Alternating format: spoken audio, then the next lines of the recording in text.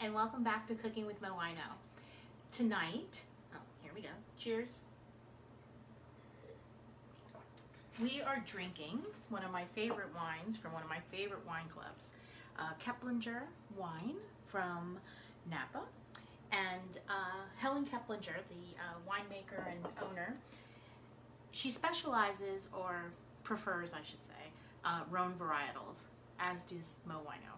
So this is a combination of Mourvedre and Grenache, and it's just great. It has a herbaceousness to aroma, and it has a very long finish, so it's really enjoyable.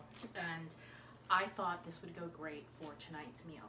Now, at the beginning of the year, I had hoped to do a risotto once a month, but it hasn't worked out. But we are back on schedule, and we are going to do a spinach risotto this evening. I have heating up in my pan my 2 tablespoons of butter, 2 tablespoons of avocado oil, and I have my chicken broth simmering because it needs to be warm in the back, here on the back burner. Now previously, before, you saw the pictures, but I'll show you anyway, I have seared some scallops, and when we get the risotto to an almost finished stage, I'm just going to put the scallops back on so they can sort of just rise up. The heat can get them back into,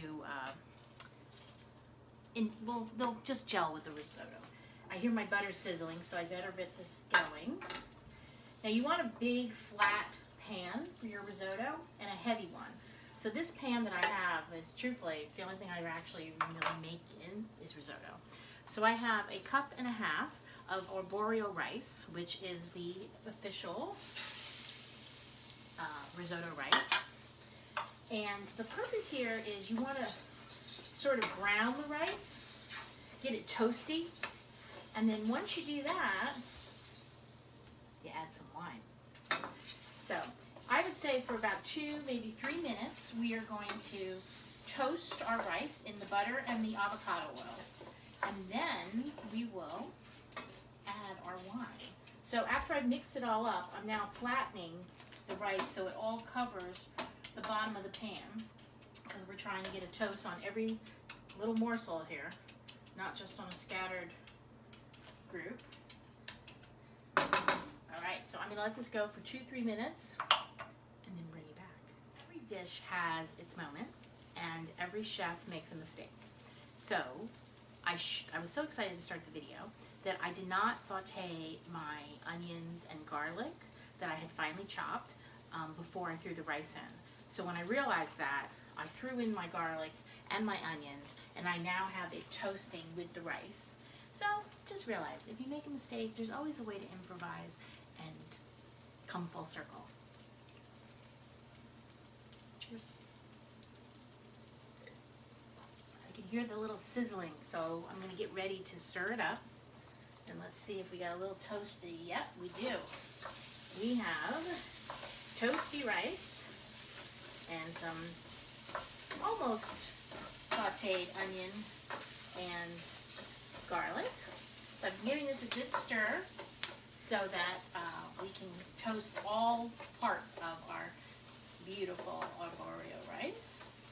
And I'm going to let this toast for about another minute or so because I messed it up by having to redo it with the garlic and the onion of this pan.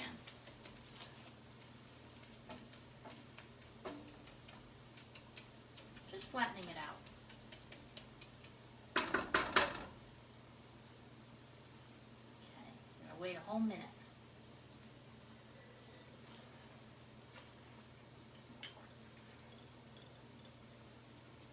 The aromas are incredible, the onion and the garlic. Oh. Okay.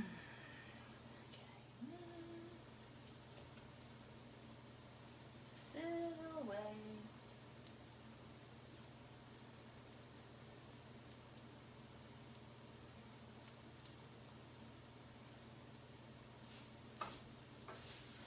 Okay. This rice is definitely getting toasty. So now, the best part of risotto is the wine, of course. So we have 3/4 of a cup. You can use basically anywhere between a half a cup and a cup, depending on, I base it on the size of the pan. So this is a pretty wide surface, so I want to make sure that I cover the whole thing.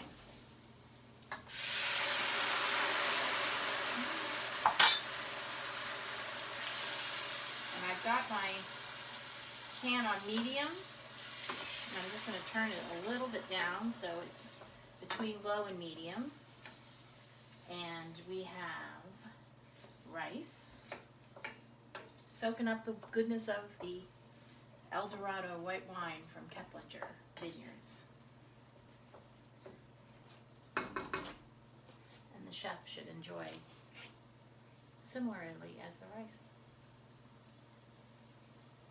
Now the purpose here of risotto is you're going to constantly stir, and you're going to constantly be putting in liquid for the rice to absorb. And the rule of thumb is basically once the liquid has been absorbed, you add more liquid. So I've got the white white wine simmering with the rice. And then I'm going to use a standard soup ladle. And a soup ladle is a half a cup. So every time I put one ladle in, that is a half a cup of broth. Our broth, or wine rather, has cooked out. So we're going to start our broth process, and we're adding warm, steaming warm, not boiling, chicken broth.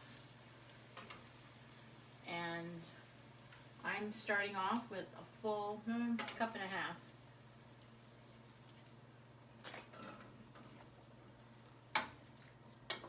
Probably after this I'll only add maybe a half a cup, but we want to get this going. And I think I turned my down a little too much. This is low sodium chicken broth that I bought in the store. So we are in phase 1 of our come back to life economic recovery process, but we are under a curfew now till 7 o'clock. So this is, like I said, days, yeah, see, 77, 78 of a very wild 2020. Does anybody think about New Year's Eve and all the plans you made and wondered what exciting things you're going to be doing? God bless us all. Okay, so I'm going to continue this process of pouring hot liquid chicken broth into the rice, letting it absorb, cooking it down, and then adding more. Welcome back. We are just about getting to the end of our chicken broth. I started out with 6 cups of chicken broth simmering in the back here, keeping it warm. And the risotto is definitely creamy. I think the rice is not exactly done, so I'm going to add another ladle, which again is a half a cup of broth. I'm going to flatten my rice so it's hitting every part of the pan here. And I can still see a little bit of liquid bubbling up, so I'm going to give that a minute or two. Another layer.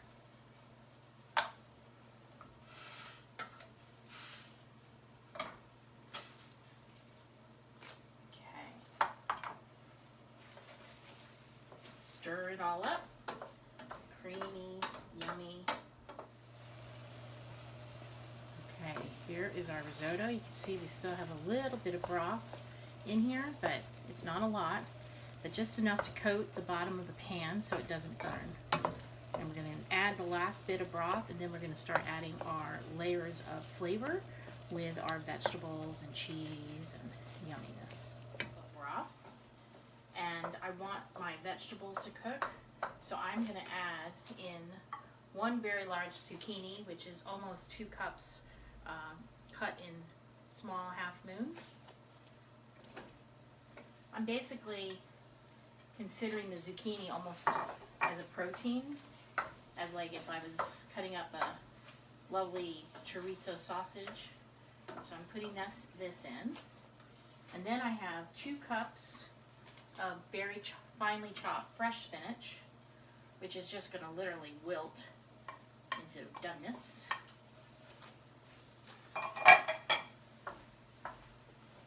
And I just want to mix this all up before I add the last of my broth. These vegetables, zucchini or spinach, take a long time to cook. They're going to be tender and soft to the palate very quickly. Okay, so now I am going to take the last of my broth, which I would say is a good cup. And let that cook.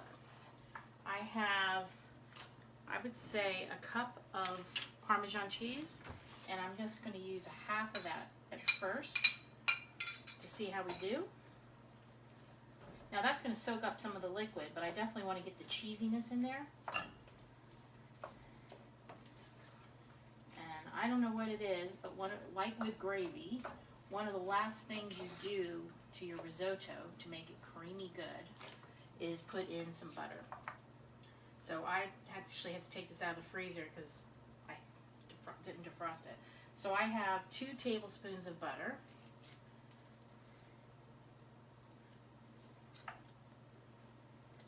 Now I have not put any salt in this because I knew I was going to put the Parmesan cheese in, and the Parmesan cheese is a salty cheese, so I purposely have not salted it yet.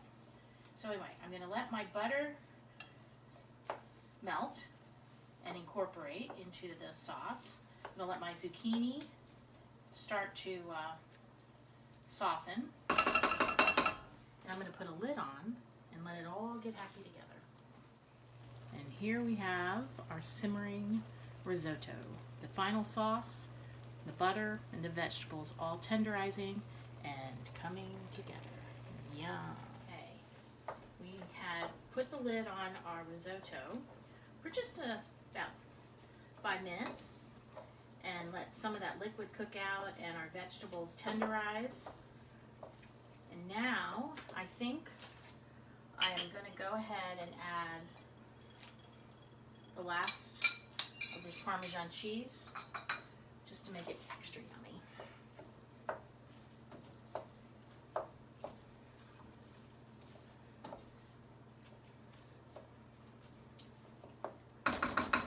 And I'm going to add my scallops back. Just going to slide them right here on top, including the juices that came out of it. We're just going to let them sit there on top. Put our lid on it, turn it off, and let it just heat up the scallops so they're just perfectly warm, not searing them, not cooking them, just warming them up. And then we're going to have a lovely dinner. Cheers, my friends. Live life, taste life, and stay at home and enjoy it.